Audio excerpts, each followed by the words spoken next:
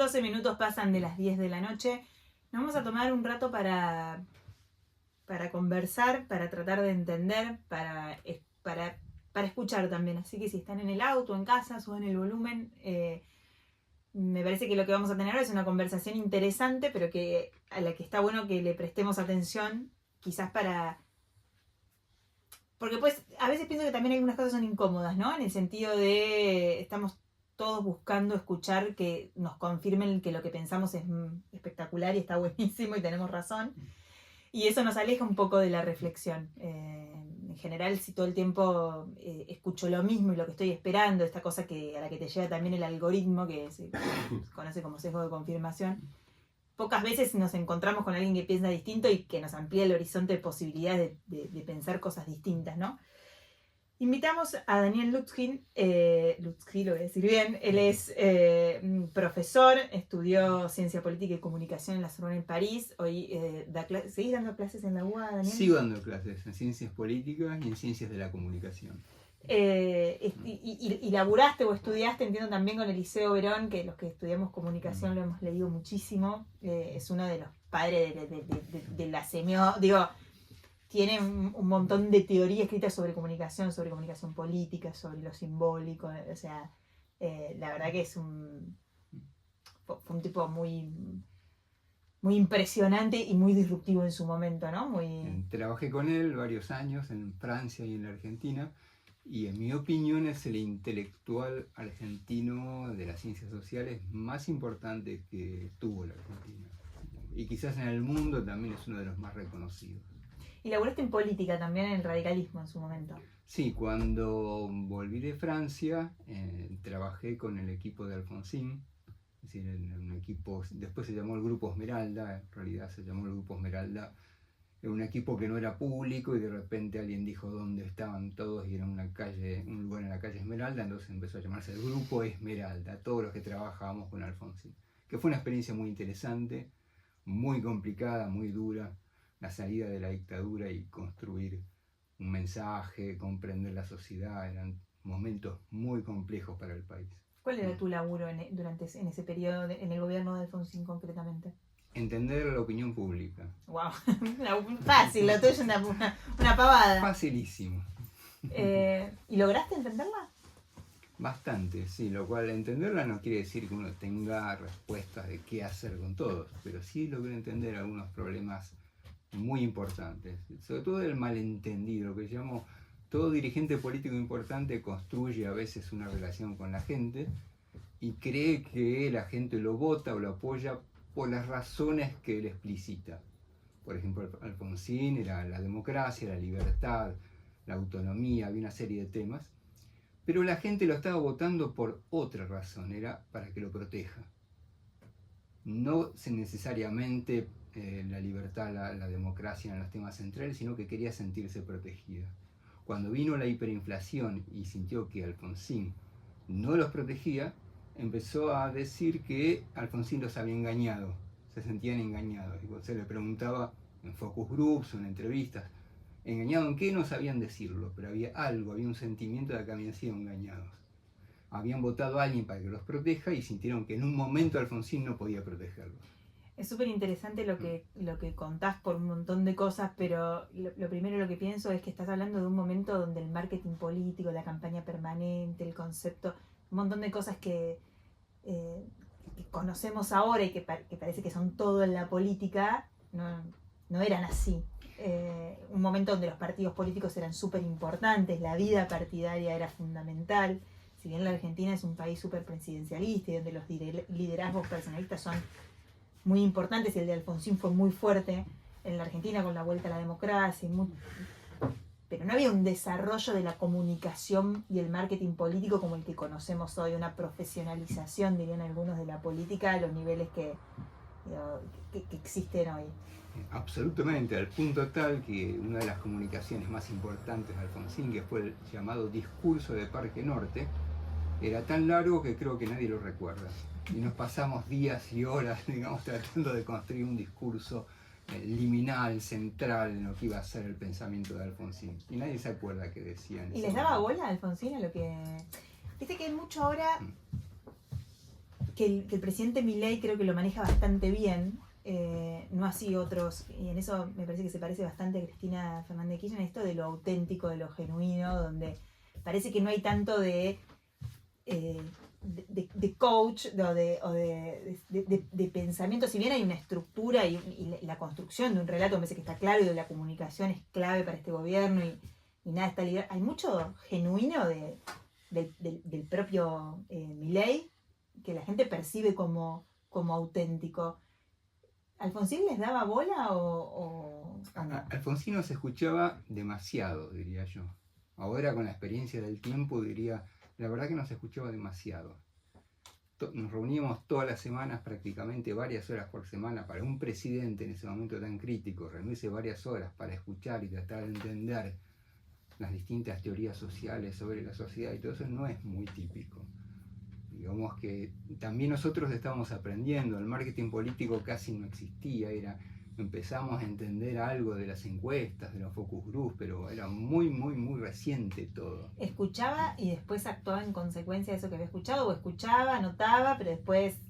Viste que los liderazgos reales, que me parece que eso es algo que está bueno y que a veces también en otros, no vamos a poner nombres para no herir susceptibilidades, pero que han hecho tanto caso y se han profesionalizado tanto que al final decís, bueno, ¿y qué piensa esta persona de verdad? ¿Qué siente? Viste que es como una suerte de robot.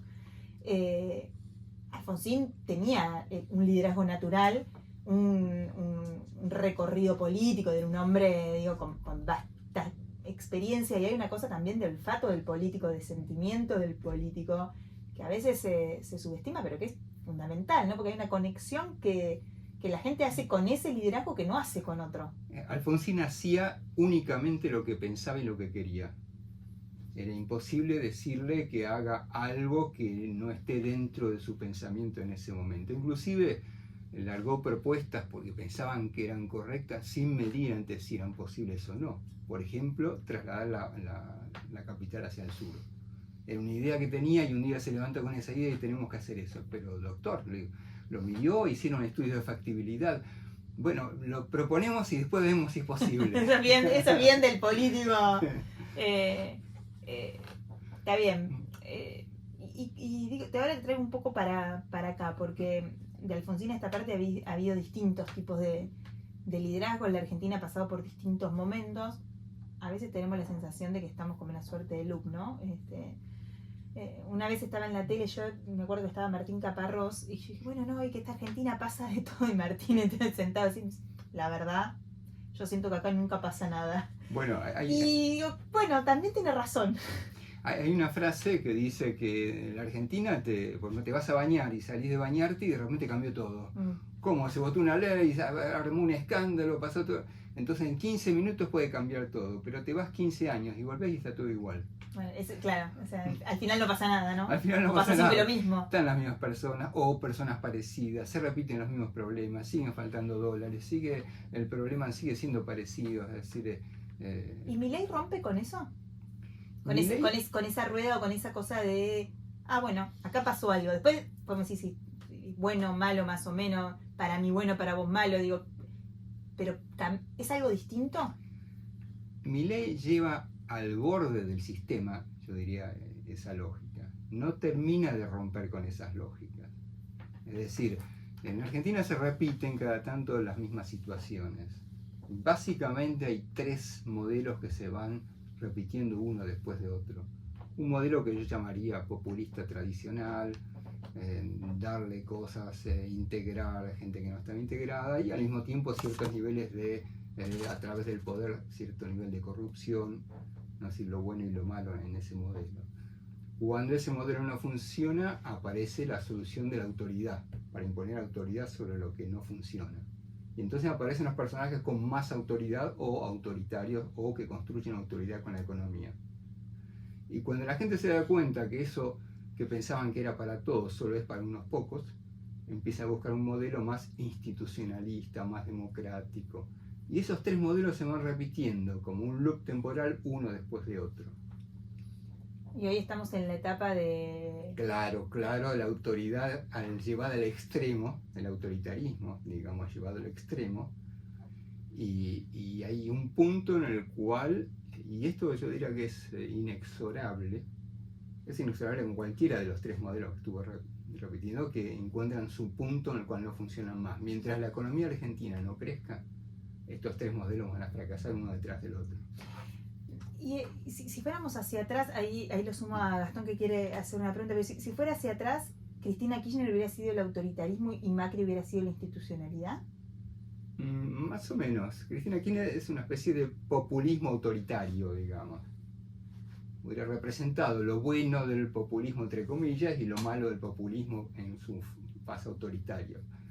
Pero Ahora, Macri, un poco lo que pasó con Menem también, ¿no? Porque vos en Menem ponés como Menem representó las los dos dos cosas, modelos, claro. las dos cosas. Empezó como un populista que venía a caballo desde el norte y con patillas, digamos, como el Chacho Peñalosa, y terminó siendo como un personaje de Wall Street con las patillas afeitadas y con sacos brillantes.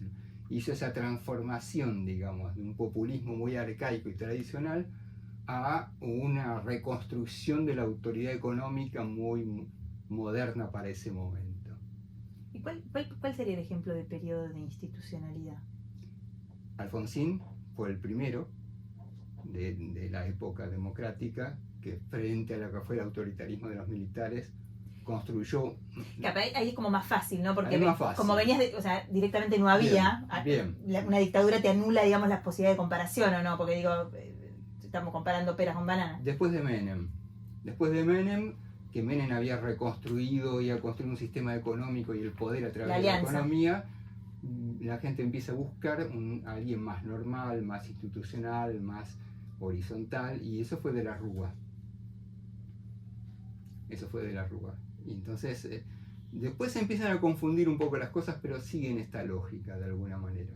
Es decir, después viene el Kirchner y la etapa populista, en lo bueno y en lo malo, y después de Kirchner viene alguien que va a imponer cierta autoridad sobre ese descontrol donde la corrupción... Vos a Macri lo ponés como en la autoridad. En la autoridad, en la reconstrucción de la autoridad económica, por el lado de la economía. Uh-huh.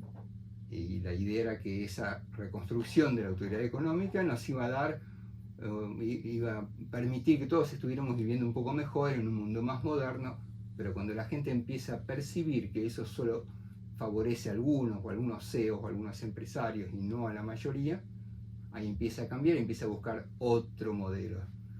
¿Qué pasa? Que hubiera sido el radicalismo el que tendría que haber ido después de Macri, pero no pudo ser porque estaba en la alianza, formaba parte del... Entonces, de alguna manera, Alberto Fernández, con un discurso muy parecido a un discurso radical, hablando de Alfonsín y hablando de la institucionalidad y de la democracia, gana esas elecciones, con ese discurso.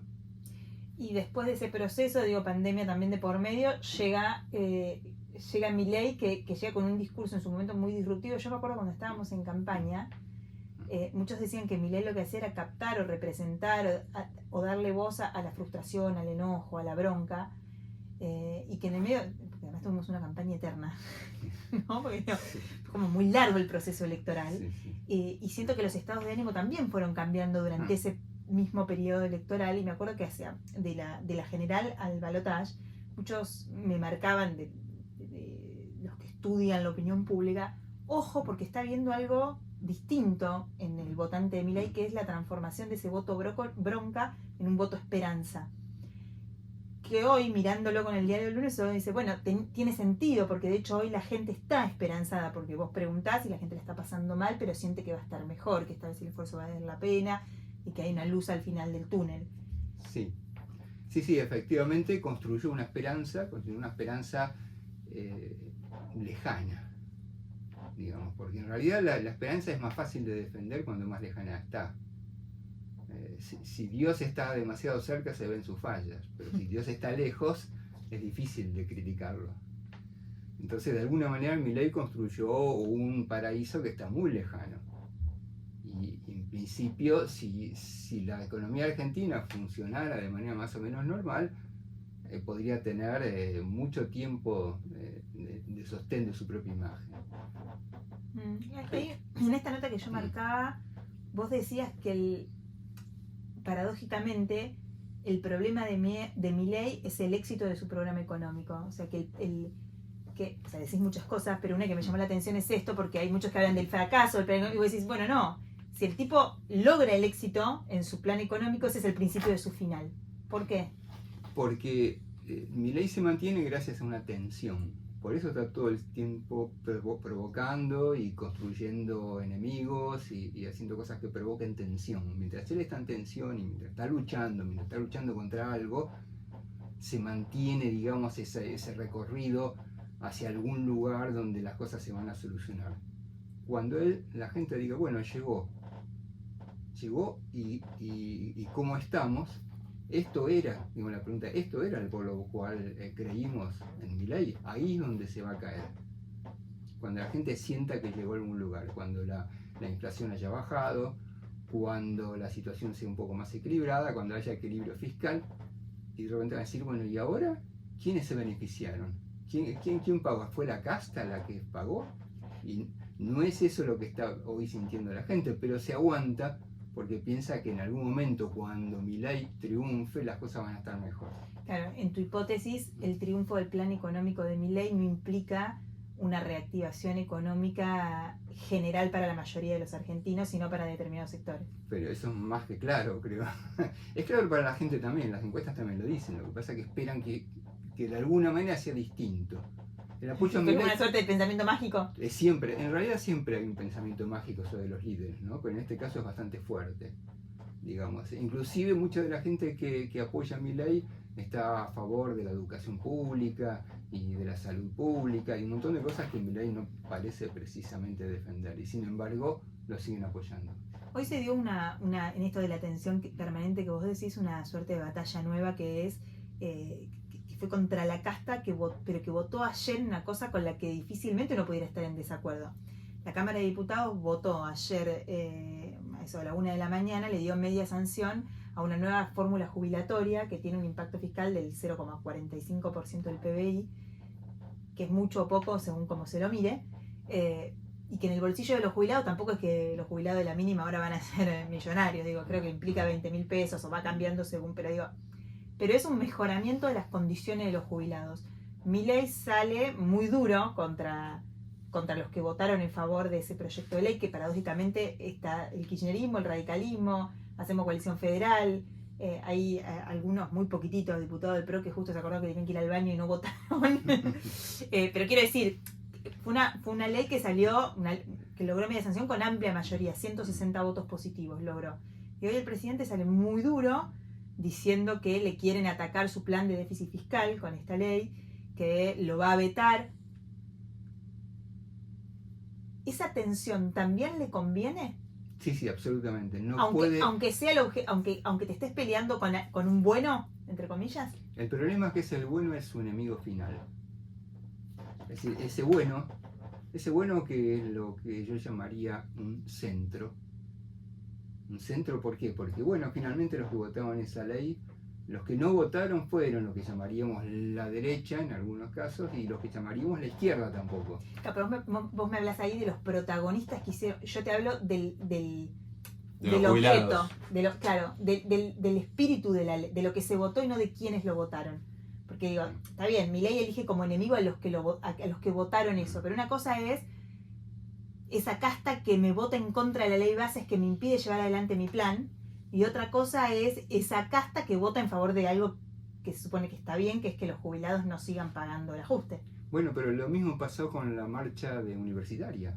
Bueno, pero ahí la gente apoyó la marcha universitaria. Y la gente apoya todo lo que sea a favor de los jubilados. Las encuestas lo muestran. Bueno, por eso digo, pero de hecho en las jubilaciones, en la marcha universitaria el gobierno reacciona rápidamente, hubo mucha crisis dentro del gobierno, decir, ¿por qué llegamos hasta esto? ¿Por qué llegamos a que tener la calle llena de gente, encima de gente joven, que es nuestro electorado? O sea, el gobierno ahí recoge el guante. Acá pareciera que redobla la apuesta y que quiere pelearse con esa casta que vota algo legítimo, quiero decir, no está, o no sé, te lo pregunto, pero estoy tratando de pensar si la tensión permanente siempre le suma, fuera cual fuere el adversario. La tensión permanente siempre le suma a Milei, en primer lugar, sea cual fuera el adversario. En algún momento puede retroceder para después volver a la carga o tratar de impedir algunas otras acciones que aunque sean válidas, y como siempre tiene que haber tensión. Porque hay un problema, yo diría casi psicológico-social. Algo que nombro también en algún artículo que vos me has comentado, y es que la Argentina está en una situación maníaca depresiva, yo diría. Los argentinos básicamente tenemos un fondo depresivo, venimos de una situación muy mal y estamos muy mal. Todas las entrevistas o cuando habla inclusive con los votantes de Milei y con los que lo defienden, cuando se les pregunta personalmente cómo están, la gran mayoría están muy mal. Entonces hay un fondo depresivo en la sociedad. Perdón, muy mal en términos que económicos, de... Tan peor que nunca, digamos, en términos económicos, en términos de futuro, en términos personales, en términos de que se sienten al borde de un precipicio. La sensación de estar al borde de un precipicio. Y eso es bastante masivo y bastante mayoritario. Al mismo tiempo, mucha de esa gente, casi agarrada a un salvavidas, defiende la imagen de Milei, diciendo, bueno, pero esto tenemos que sufrir para que después, en algún momento, digamos, atravesando el desierto ese del Sinaí, lleguemos a algún lugar donde vamos a estar bien. Pero están al límite. Entonces hay un fondo depresivo en la opinión pública argentina. Y ese fondo depresivo a veces se tapa con una posición maníaca, decir, bueno, tengo que pensar en algo positivo y agarrarme de eso, porque si no, digamos, las creencias son muy importantes para la gente, son tan importantes como el pan. Súper interesante todo lo que planteas. Recién hablaste del centro, quiero que hablemos sobre eso ahora en un ratito. Estamos charlando con Daniel Lutfi, es profesor, experto en ciencia política, ciencia social y en la comunicación, hablando un poco sobre el gobierno de Milei, los electorados posibles, lo que viene. Nos quedamos hasta las 11, esto es salida de emergencia. De cuán rápido nos damos cuenta, cuán rápido podemos reaccionar las sociedades, aún en esa angustia, o aún no sé si es engaño, bueno, o a lo que podría ser una emoción, o cambiarla inclusive. La sociedad tiene sus tiempos, la gente tiene sus tiempos, como todos tenemos nuestros tiempos, afectivos sobre todo. Cuando creemos en algo, cuando queremos algo, cuando queremos a alguien, no es que de repente, si nos enamoramos, no es que un día para el otro, no me gusta, no lo quiero más. Los procesos son largos, tienen sus tiempos propios. Entonces, creer en alguien, digamos, apostar a que esa persona nos va a llevar al buen lugar, y para ver que eso no es así, internalizarlo y darse cuenta que de todo eso no nos lleva a ningún lugar, no es un proceso fácil, porque aparte hay algo más. Si nosotros dejamos de creer en algo que es importante y es masivo, que tuvo el 56% de los votos, ¿a dónde vamos? Es decir, la falta de una alternativa... Bueno, esa es la principal fortaleza de Milei hoy, ¿no? Sí, la principal fortaleza de Milei hoy efectivamente es la falta de una alternativa. En uno de tus artículos vos planteabas que Kicillof, el gobernador de la provincia de Buenos Aires, es el adversario perfecto para Milei de alguna manera, y que podría elegir como... Milei necesita como adversario a aquellos que ya venció. A ver, desarrolle. Bien, en estos procesos de cambio de una etapa a otra etapa, lo que sigue después, lo que viene después, nunca es lo que estuvo antes. ¿Qué quiero decir con esto? El enemigo que vaya a vencer a Milei nunca va a ser el que estuvo antes y que él venció, porque nunca ocurrió. Si uno mira todo lo que pasó en estos 40 años... ¿Y el kirchnerismo con Macri no es eso? El kirchnerismo, cuando Alberto Fernández le gana a Macri, Alberto Fernández no era el kirchnerismo clásico, era otra cosa. Estaba Cristina Fernández de Kirchner en la fórmula. Sí, pero no era ahí es una gana de creer que no, pero es cierto que se vendía un Alberto moderado, se vendía otro producto. El producto político era otro. Era otro. Era más socialdemócrata, más semi-radical que Cristina. Y por eso Cristina lo puso, y es más, porque sabía que ella no iba a ganar. Cristina no hubiera podido ser. Entonces, ahora tampoco el que le gane a Milei en el futuro no va a ser de ninguna manera aquello que Milei venció en las elecciones, que tenga que ver con eso. Es interesante el punto, y pensaba en esto también del centro. de la ancha avenida del medio, diría Sergio Massa en otro momento, ¿no? Que claramente fue muy finita. Pero leía un tuit de Andrés Malamud esta semana, no me acuerdo si fue ayer, antes de ayer, donde él decía que el que representa el centro pierde, pero el que conquista el centro gana. En una diferencia sutil pero muy interesante. De hecho, en Twitter había gente que no lo terminó de interpretar y se cruzó demás, pero me pareció, porque quizás conquistar el centro no quiere decir necesariamente ser el centro, ¿no? Bueno, él está diciendo justamente que si sos el centro, perdés. ¿Quién puede conquistar el centro? Un extremo centro. ¿Qué sería un extremo centro? Un extremo centro es lo que pasó en la Cámara de Diputados. Claro. Un extremo centro son las provincias del centro. Santa Fe, Córdoba, Entre Ríos. Un extremo centro es una serie de personajes que van apareciendo que tienen sensatez, que son abiertos, que no son sectarios, que tienen un discurso distinto. Eso apostaría acá, hago mi bola de cristal, que cada tanto no, y me dice que va a ir por ese lado el futuro.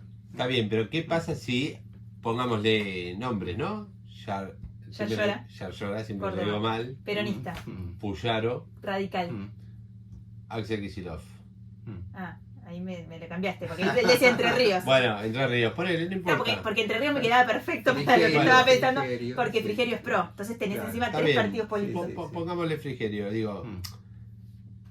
Esa gente va a usar herramientas de, digamos, de lo que generó Milei en la política.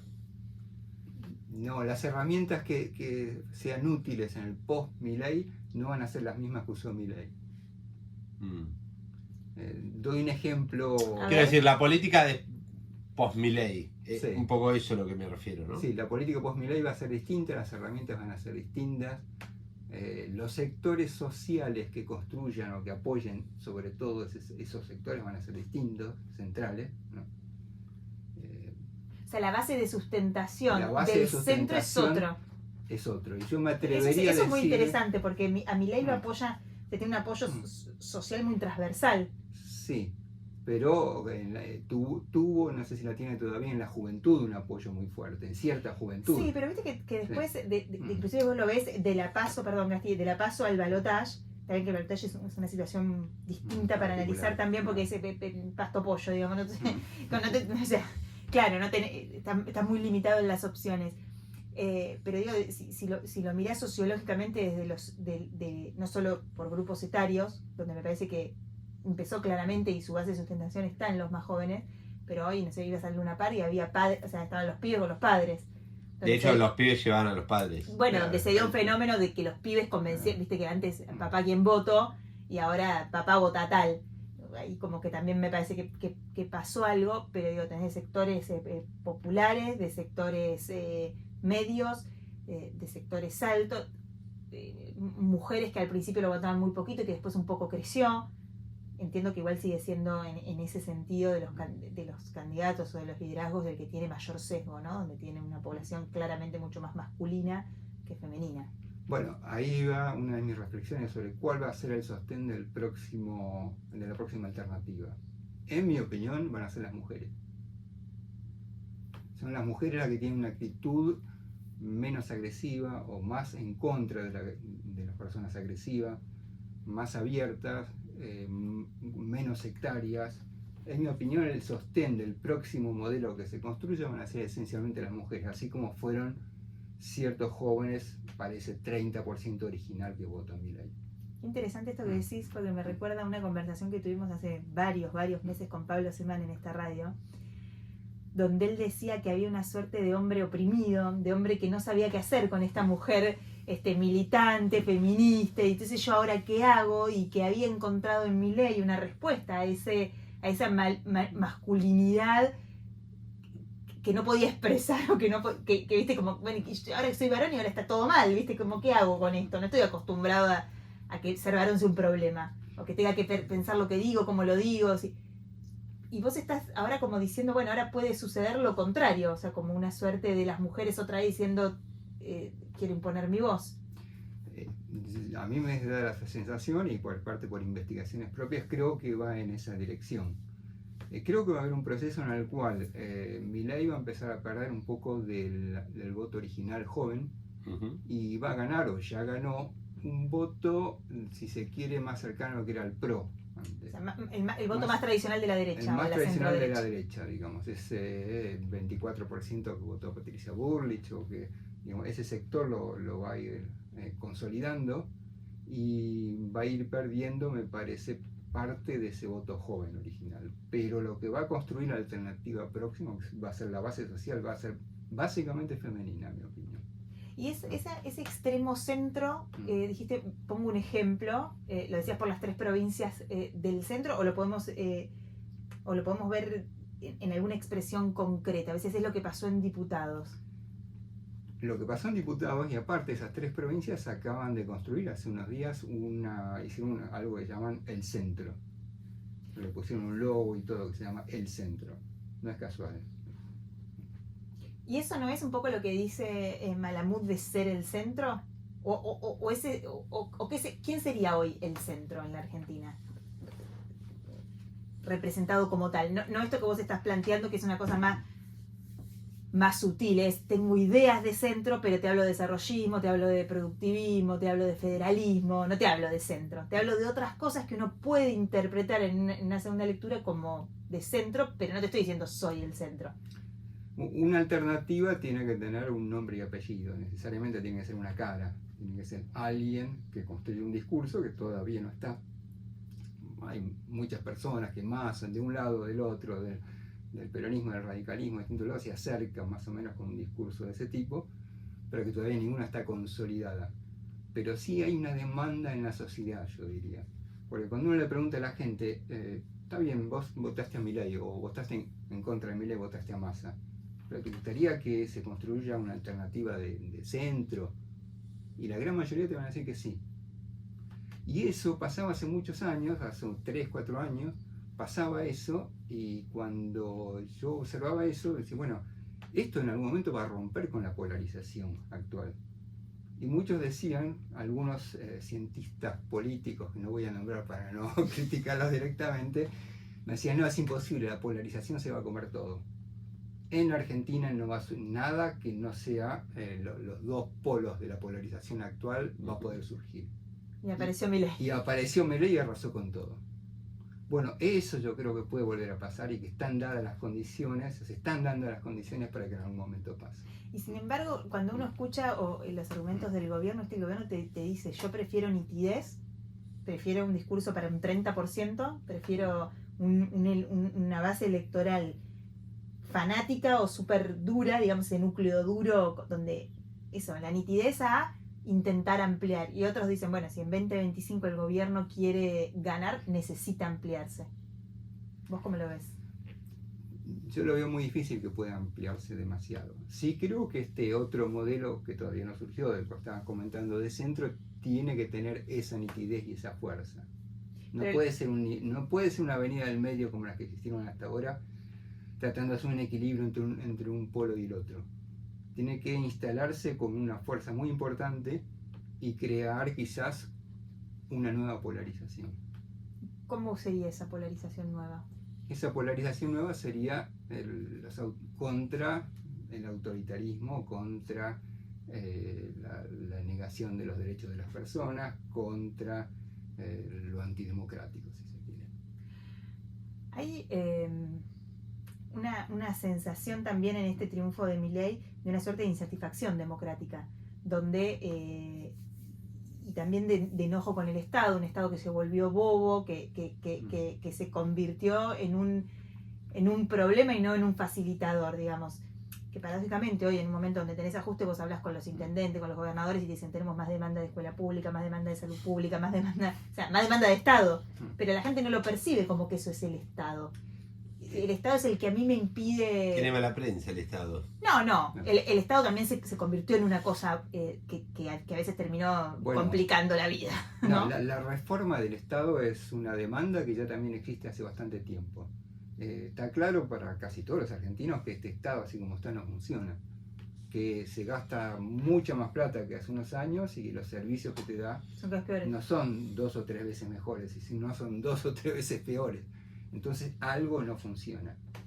Entonces la demanda de la reforma del Estado es una demanda que los próximos que quieran construir algo van a tener que levantarla también, así como las auditorías, así como hay una serie de temas que necesariamente van a tener que ser implementados e incorporados a las próximas propuestas que se construyen. ¿Y este extremo centro puede ser representado por los liderazgos que ya conocemos? Hay muchos que sostienen que parte también del triunfo de Milei tiene que ver con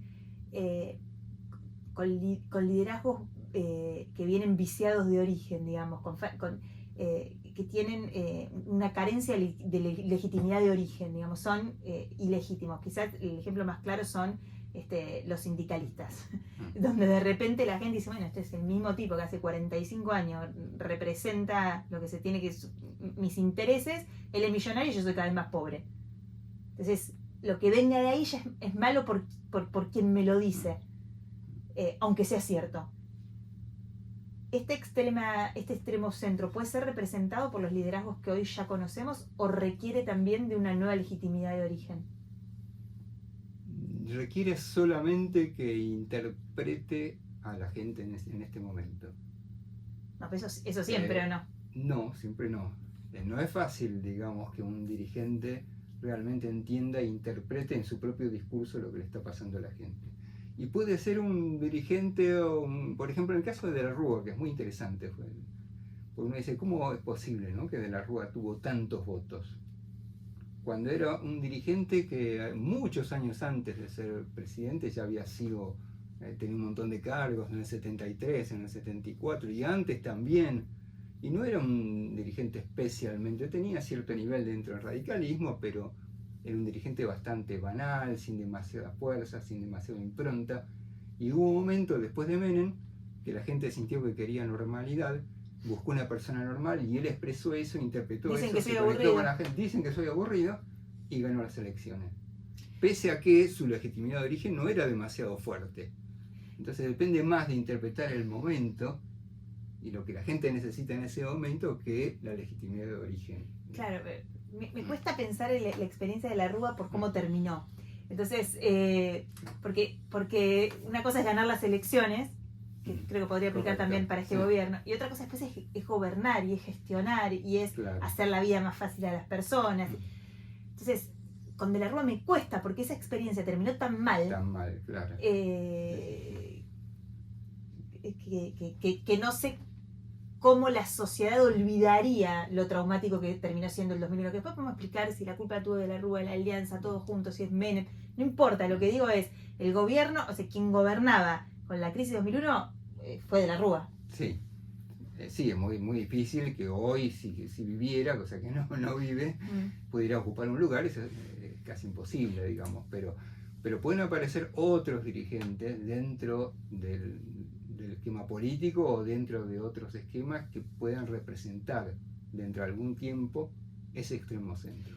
¿Y hay alguna manera de ponerle números a ese tiempo? Digo, estamos pensando en un proceso de 4 años, estamos pensando en un proceso de 8 años.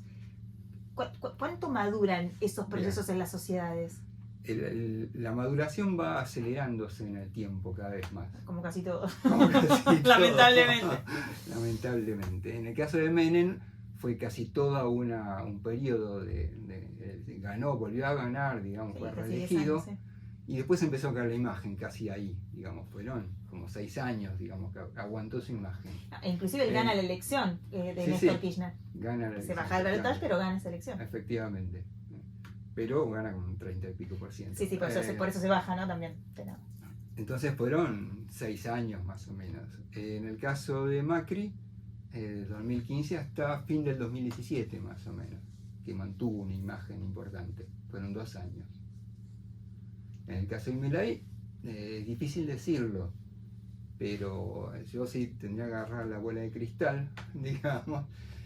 La bola de cristal me dice que con mucho riesgo a equivocarme, que más o menos 1 año de gobierno. Pero pará. Se termina el romance con Milei en un año de gobierno, decís. Exacto. Sí. Claro, porque eso iba a decir, o sea, con Macri fueron 2 años, decís Sí. vos, pero bueno, él gobernó 4, e inclusive, si uno toma los votos totales, no en porcentaje, él crece de la elección de 2015 a 2019. No le alcanza para ganar la elección porque bueno, uno no juega solo en la elección y juegan otros, claro. Pero la realidad es que si vos tomás Macri contra Macri 2015-2019, el tipo lo vota más gente en 2019 pese a su experiencia de gobierno. Sí, sobre todo para que no gane Cristina, digamos, quiero decir, venía Alberto Fernández y Cristina, entonces todo el público, digamos, anti-K, por decirlo de alguna manera, lo votó sobre todo para eso. A veces el voto no solamente es el voto a la persona, sino para que no gane el otro. Fue el caso, por ejemplo, de estas elecciones, ¿no? Donde ganó Milei, donde van subiendo desde las PASO hasta la general, digamos así, después de esta elección, Massa sacó 44% en el balotaje. Sí, sí, de Se hecho... le sumó un público que no quería que gane Milei. Sí, sí, total. Bueno, y de hecho a Milei se le suma el antiperonismo tradicional en el balotaje, ¿no? Porque digo, él saca su voto es entre el 30 y el 33. Sí, ese es su voto. ¿Dónde le ves la debilidad al presidente, a Javier Milei? Quiero decir, un tipo que, por ejemplo, habla, no sé, en contra de, por decirte, del periodismo y vive publicando cosas que no tienen fuente o que son deliberadamente falsas, o se maneja retuiteando cuentas que todo el mundo sabe que son trolls, o habla en contra de la casta y tiene, no sé, a Scioli de funcionario, Guillermo Franco, digo, Cunio Libarona, etcétera, etcétera, etcétera. Digo, incurre en un montón de contradicciones, digo, ¿no? Pero parece que en esa lógica eso no lo termina de afectar. ¿Vos dónde ves que él es débil? Yo diría que es débil en la realidad. El esfuerzo que están haciendo sus votantes para sostener su imagen es muy fuerte, es brutal, diría yo, pero no es infinito. Quiero decir, ¿Eso es lo que decís que dura un año? sí. Y si no, un año y 3 meses, pero por ahí yo creo que es lo que puede soportar gran parte de sus votantes, sostener su imagen. O sea, la mayor debilidad de este gobierno es su conexión con la realidad, su percepción de la realidad o la realidad. Es la realidad, es la capacidad de la gente misma, porque los dirigentes los construye la gente y los baja la gente. No tiene nada que ver con lo que hacen los dirigentes, ni con lo que piensan, ni con lo que dicen. Es la gente la que masivamente en un momento decide esto no va más o esto hay que sostenerlo. Daniel, nos quedamos sin programa, me quedaría charlando con vos un montón, pues sos, la verdad que clarísimo, mucha claridad de los conceptos y nada temeroso, así que te agradezco muchísimo por este rato con nosotros. Gracias a ustedes.